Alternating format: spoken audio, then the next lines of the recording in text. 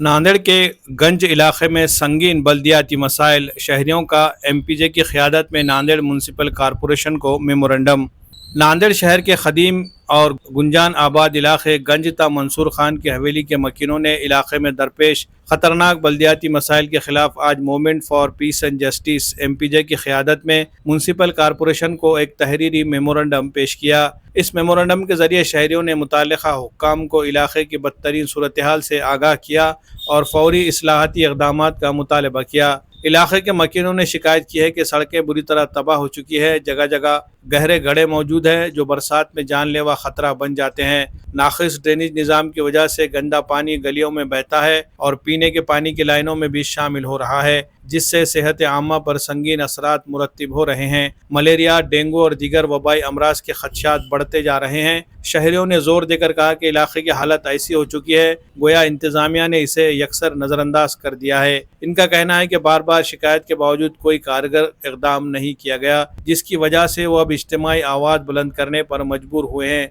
इस मौके पर एमपीजे नांदेड़ की क़यादत में मोहम्मद अल्ताफ़ हुसैन, एसएम समीम, अजहर खान और मोहम्मद हबीबुद्दीन ने नुमाइंदगी करते हुए कहा कि यह अवाम का बुनियादी हक़ है कि इन्हें साफ़ पानी, महफूज सड़कें और सेहत बख्श माहौल फराहम किया जाए। याददाश्त में मुतालबा किया गया कि फौरी तौर पर सड़कों की मरम्मत, ड्रेनेज निज़ाम की इस्लाह और साफ़ पीने के पानी की फराहमी को यकीनी बनाया जाए। तरक्की का हक़ मुहिम के तहत एमपीजे नांदेड़ इन दिनों अवामी बेदारी मुहिम चला रही है ताकि शहरियों को उनके आइनी व शहरी हकूक़ से आगाह किया जा सके। अगर बल्दिया ने फौरी इक़दाम न किया तो शहरियों ने मुतनब्बे किया है कि वो क़ानूनी दायरे में रहते हुए पुरअमन एहतजाजी तहरीक का आगाज़ करेंगे, जो मुतालबात की मंजूरी तक जारी रहेगी। अवाम को उम्मीद है कि म्यूनसिपल कमिश्नर और दीगर जिम्मेदार अफसरान इस हसास मसले पर संजीदगी से तवज्जो देकर जल्द अज जल्द इस्लाहात अमल में लाएंगे ताकि शहरी सुख का सांस ले सके।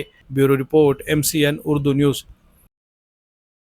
आज हम लोग movement for peace and justice MPJ Maharashtra के माध्यम से पूरे नांदेड़ नगरी में एक अभियान चला रहे हैं, विकास का अधिकार। इसके अंतर्गत हम ये चाहते हैं कि हर मोहल्ला और हर गली का सौंदर्यकरण हो, हर जगह डेवलपमेंट हो, विकास हो। आज हम मंसूर खां हवेली से लेकर पुराने गंज तक हमने देखे कि यहाँ की जनता बहुत समस्या से जूझ रही है। तो जनता के अंदर हमने एक जागृति लाई, जिसके नतीजे में ये हुआ, उसके परिणाम में कि यहाँ की जनता ने एक आंदोलन खड़ा किया है।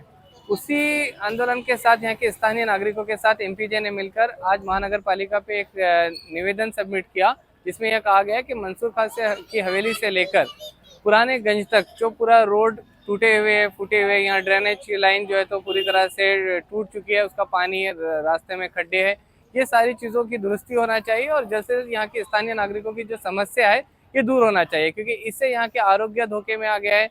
स्कूल को जाने वाले बच्चे परेशान हैं। फिर जो लोग यहाँ पे बाइक से जाते हैं उनके बाइक के शॉकअप खराब हो रहे हैं, बैकबोन का इशू यहाँ पे बढ़ रहा है नौजवानों का। तो एमपीजे ये चाहती है कि यहाँ के स्थानीय नागरिक खड़े होकर इस समस्या का को लेकर आयुक्त साहब के पास जाए, महानगर पालिका इसको जल्द से जल्द सॉल्व करे। ये मंसूर खां की हवेली का एरिया है।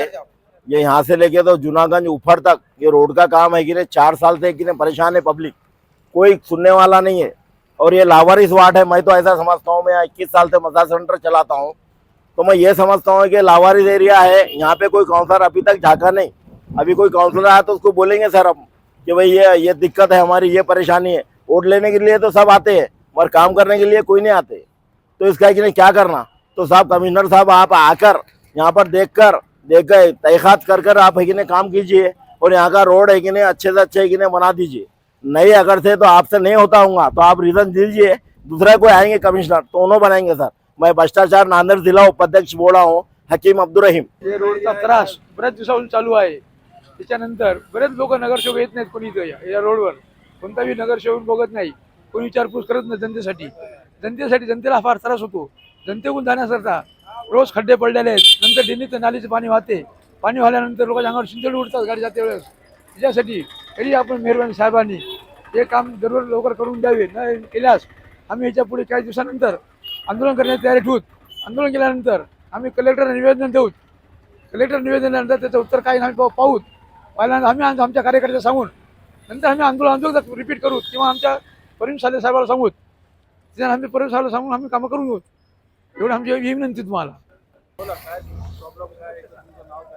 हे आपला जुनागंज ते करबला जे रोड आहे हे बरेच दिवसापासून एक जवळपास हे जसं गुरुतागती झाली 2-4 वर्ष 5 वर्ष रोड टिकला असेल.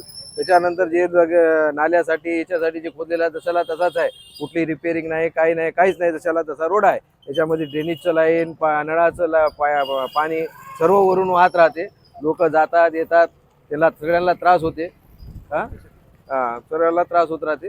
आता याच्यावर काय नियोजन करायचं तर शासनानं करून आम्हाला याचं काही तात्काळ आम्हाला याचं काम चालू करावं ही नम्र विनंती आहे. आता चालू होणार आहे म्हणून आपल्याला प्रत्येक वेळेस टाळाटाळ केलेली आहे शासनाने. आपल्याला प्रत्येक वेळेस विचारणा केल्या असता भाई 8 दिवसानं होणार, 4 दिवसानं होणार, 5 दिवसानं होणार, या गोष्टी आपल्या प्रत्येक वेळेस आपल्याला दिलेलं आहे. आता ही पण नाली आपल्या प्रत्येक वेळेस केली, पण ही बी तात्पुरती केलेली आहे.